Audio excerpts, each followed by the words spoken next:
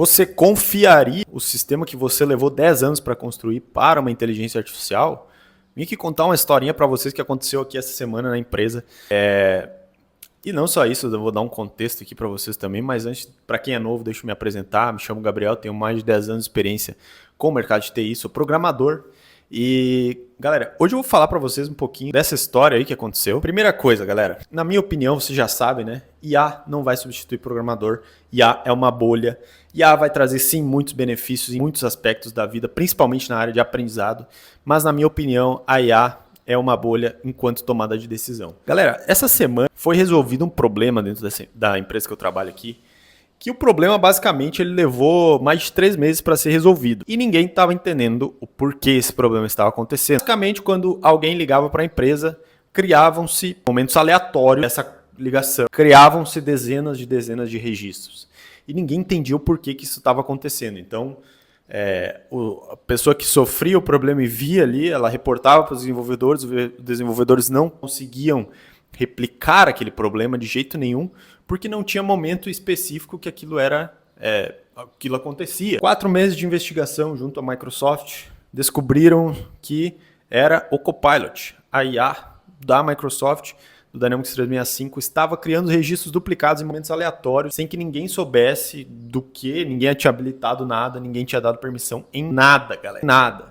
Ninguém tinha dado permissão para a IA criar registro dentro de banco de dados, ainda mais duplicados. Começou a dar, meu Deus, cara, imagine, a empresa faz mais de 3 mil ligações por dia, então 20 registros. Pô, em um mês você está falando de um consumo de banco de dados extremamente alto e começou a travar o sistema, começou a ficar lento as coisas, começou a cliente reclamar, porque existe uma série de outras coisas que são através de uma ligação, quando a empresa liga ali, tipo, alguém liga para a empresa, é criado um registro dentro do banco de dados e esse registro é tomado, tem uma série de outros vínculos a esse registro, que são outras tomadas de decisão, outros fluxos, outros códigos rodando, outras APIs sendo consumidas, e isso criou um bololô gigantesco, cara. E agora, em 4 meses depois, conseguiram descobrir que era o Copilot que estava criando esse rolê inteiro.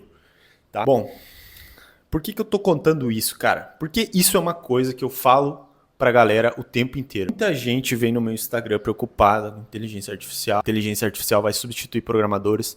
E galera, é fato, tem um fato, vamos falar os fatos aqui. Nós estamos chegando a quase 5 anos de investimento pesado dentro de IA pelas Big Techs, né? As Big Techs mandam no mundo aí, né, galera? Principalmente na área de TI, né? Na área de tecnologia. E a gente vê uma correlação muito alta dos investimentos subindo em relação à IA. Então a gente está chegando próximo de $1 trilhão em investimentos com inteligência artificial.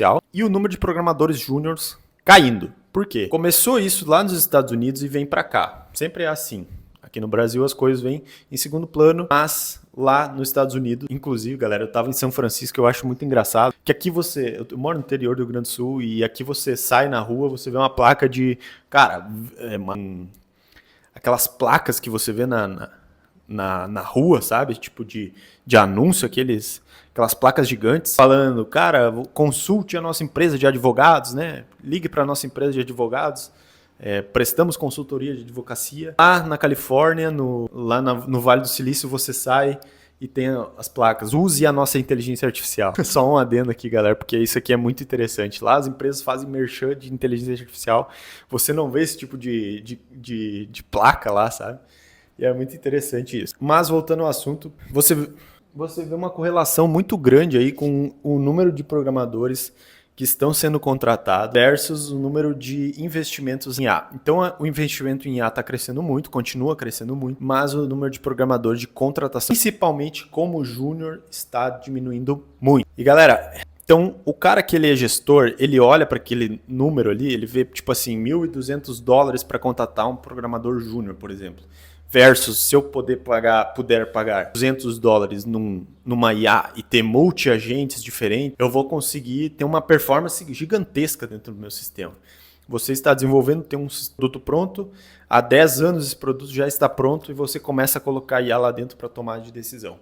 Eu não sei se vocês já tiveram essa experiência, mas experimente criar site simples com IA, com uma landing page que seja. E aí, como todo sistema, esse sistema começa a entrar coisas extras, né? Então, agora eu tenho uma landing page, amanhã eu quero colocar um login e senha, amanhã eu quero integrar com o sistema de fora.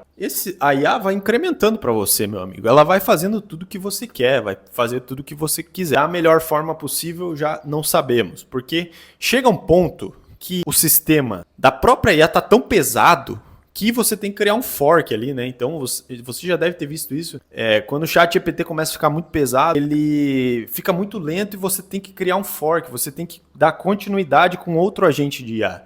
E mesmo que você utilize aquele fork, aquele conhecimento da IA anterior, ele vai começar a adicionar coisa que não precisa, vai começar a fazer coisa, alterar coisa que o outro agente não passou. E aí, meu amigo, começa a ficar impossível de você gerenciar esse sistema como um todo. Você pode...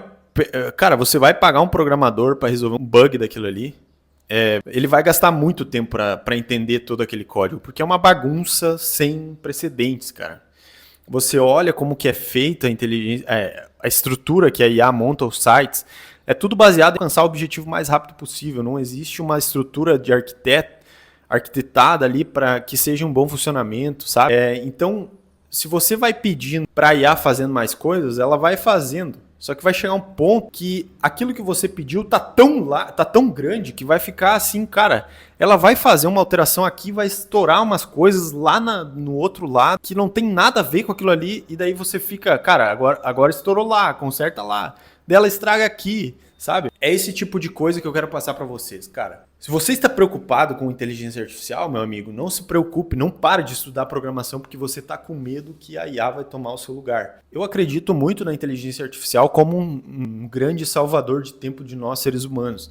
Então, eu, por exemplo, uso muito todo dia a inteligência artificial para gerar os meus códigos. Só que ela gera de um jeito que às vezes é exorbitante, não tem nada a ver com o que eu pedi. E se você pede, se fosse... Então eu tenho que pedir para a IA sempre, cara, isso aqui não precisa, remove isso aqui esse código que você gerou aqui não presta, tipo, troca esse cara aqui por essa outra funcionalidade aqui porque é melhor, tem mais performance.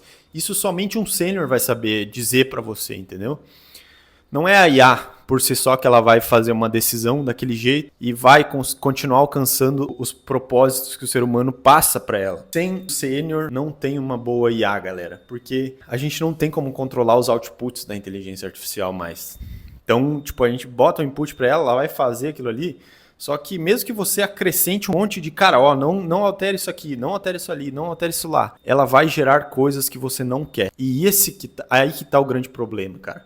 Você deixar uma IA comandando um sistema é a receita certa para o fracasso de qualquer tipo de sistema no médio prazo. No curto prazo pode ser uma beleza, cara. Ela vai fazer rapidinho, manda todos os desenvolvedores embora, porque, cara, isso aqui é muito mais rápido que um programador. Meus amigos, vocês não sabem o que vocês estão falando se você pensa assim. Continue estudando programação, cara, porque logo, eu não sei quando, cara, mas logo as empresas vão olhar para isso e vão dizer, caramba, mano, acho que tá na hora da gente frear esse número de investimentos que não tá dando retorno nenhum útil aqui.